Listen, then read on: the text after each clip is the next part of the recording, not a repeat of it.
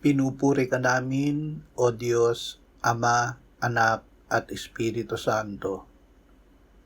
Salamat, Ama, na ibinigay mo sa amin si Jesus na iyong anak, na namatay para sa aming kasalanan, iyong muling binuhay, iniakyat at iniluklok sa iyong kanan sa langit.